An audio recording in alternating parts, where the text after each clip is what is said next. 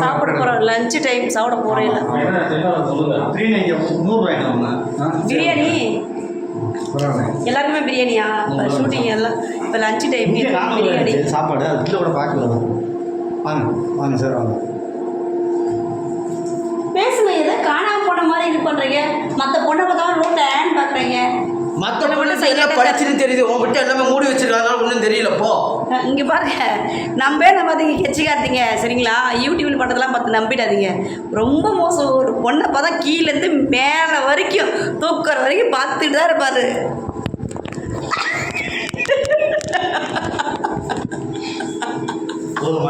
என்ன பண்ணீங்க நீங்கள்? பெரிய பண்ணாரு. ஆமாம், நீ ரேட் பண்ணுறதுனால கூட ஆனால் ரேட் பண்ணுறதே இருப்பாரு.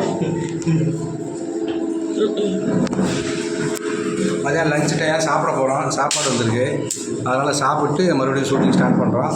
அதனால் தங்கச்சி நிஷா வந்து ஆனால் ஒன்றா இதே தங்கச்சின்னு சொல்கிறீங்கன்றது எனக்கு அர்த்தம் தெரியும். இதெல்லாம் வந்து ரொம்ப ரொம்ப தப்பே. சும்மா தங்கச்சி வேணாம்டா கிஸ். ஐயோ கேப்ல கிஸ் அடிச்சு போயிட்டா இப்படி கிஸ் பார்த்து தான் இருக்கீங்க நீங்கள். நான் அவன் கிஸ் அடிப்பான்னு பார்த்தேன். அவன் கேபிள் வந்து அடிச்சுட்டு போயிட்டு அடுத்த வரையும் பாரு. பப்ளிக் பூத்தா இதே ஆளாளுக்கு வந்து கிஸ் அடிச்சுட்டு இருக்கீங்க. அடுத்த ஆள் விட்டாரு.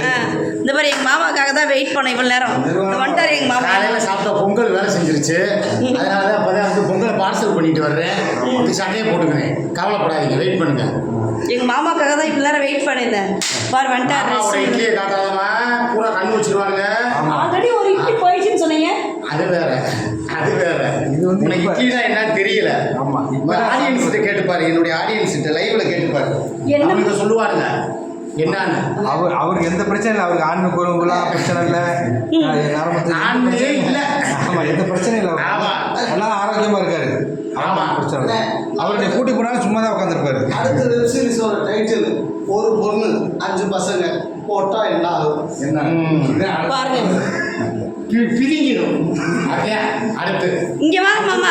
ஒரு ஆணு ஓட்டா என்ன ஆகுமா டைட்டில் கேட்டா சொல்றாங்க. மாமா வந்து எங்க மாமாவா இவன் மாமா எங்க மாமா வந்து கீழே கமெண்ட்ல சொல்லுங்கன்னா எங்க ஹஸ்பண்ட் சொல்லிடுவாங்க. மாமான்றது யாருன்றது எனக்கு இவரான்றது சொல்லுங்க. 3 பேர்ல யாருன்றது கெச்சு காத்தியா சிக்க மாமாவா கருப்பு டைரக்டர் சாரா என்னன்றது கீழே கமெண்ட்ல சொல்லணும். நீங்க கண்டிப்பா நான் எதிர்பார்ப்ப சொல்லுங்க. சொல்லிடுவாங்க இப்போ கொஞ்ச நேரத்தில். கமெண்ட்ல கழுவி ஊற்றுவானுங்க.